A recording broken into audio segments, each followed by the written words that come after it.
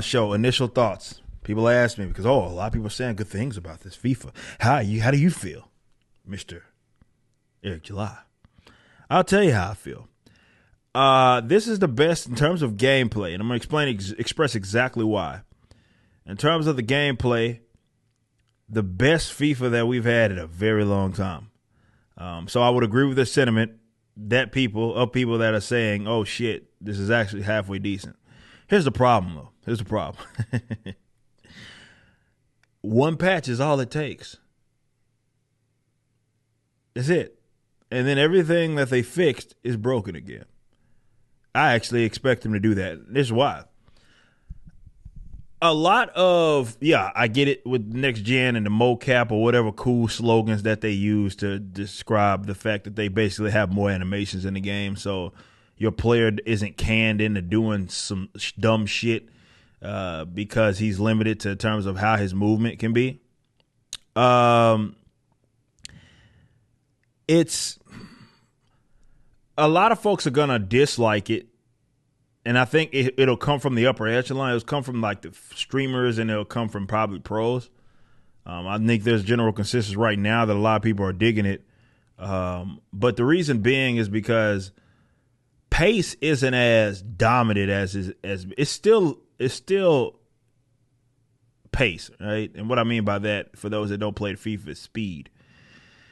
For years, basically all players that weren't 99 goddamn speed were nullified. Okay, people could get the worst center backs in the game playing defense for them that had no awareness, but they were fast. Therefore, they were able to be very dominant.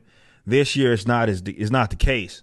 They put a lot of effort not only in the awareness attribute per se. We talked about this when they released that long pitch note shit that had like everything they were doing going into the next generation. But more importantly, there's a counter. It wasn't even a bridge. Obviously, the bridge is basically gone this year. Thank God. It's still there, but it's not nearly as dominant. But one thing I did love about this year and playing it heavily so far is that there's a counter with slower players. You know, everything about football, obviously soccer, and is about angles, right? It's not just about straight talent, which is why you've had people like the Chiellinis of the world who are getting up there in age, Pepe, who are up there in age, but they're fucking incredibly good. It's because, and despite not being that fast, it's because they understand angles and they have high awareness. So what happens now is that there's a burst that they have created basically to nullify or give them guys a fighting chance who, like myself, like to use stronger box-to-box midfielders that may not be the fastest, but they're very physical. So basically how it works is that anytime that there's basically the offensive player can get it, but the defensive player gets it as well, where there's basically a hurry up and get going animation. Which they talked about, but it has a cooldown, so you obviously can't spam it. But it gives you a fighting chance in the event that you need to make up a little bit with a current player, and that's realistic. He's not gonna get completely outran unless the guy is just gone. You know what I mean? Which is, again, that makes more sense, but it also makes it more competitive, and it also makes, for those of you that like myself aren't giving EA any fucking money for like foot packs and shit, or packs and all that, FIFA points and all of that, well, then you have a viable chance. You have a chance now because you have viable players that may not be the fastest, but they'll be very skilled. So I like that about the game. The animations obviously helped it. I saw some people complaining, saying they wanted last gen because they say the current gen has too many animations. I would agree with that vehemently. I think what happens is, and I'm going to end on this note, it's like this with basically every other game. If you have a game that's released fairly often, so the CODs of the world, the sports games of the world, any event that they go an extended period of time, so if you get multiple years like FIFA has, of just producing a mediocre,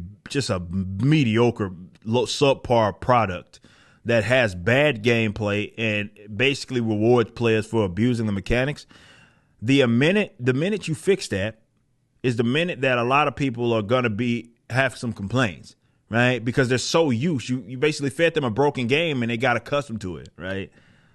So that's my thought on that. It's solid right now.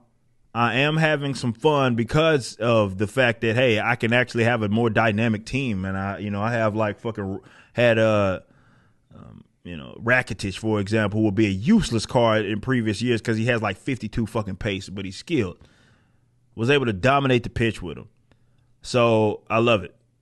But one patch, all it takes, pro streamers crying about just that. Oh my God, my guy with 99 pace with no skill isn't able to just outrun everybody, fix the game, and then EA says, okay, I guess this is what they want, and then they break the game by fixing it. So those are my thoughts, initial thoughts. We will be playing. This is the year of the tryhard. I told y'all, for those of you that watch me on Twitch play this game and have played over the years, I said if I did get it this year, it was going to be the year of the tryhard. And what that means is that all that dumb squad battle shit that I never played because all I would play was division rivals, we're going to do it this year so we have the best possible squad that we can possibly have. We're going to have some fun with it, and we'll cut some people out along the way. So those are my thoughts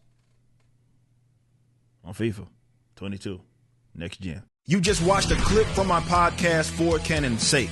Catch us live at 12 p.m. throughout the week over at youtube.com/YoungRipper59 and follow us over at odyssey.com/@YoungRipper59. If you want to watch the entire video cast after the show is over, just be sure to become a member on the YouTube channel. Of course, the full audio portion of the podcast is available for free on all major digital platforms, or just visit forcanonsake.com.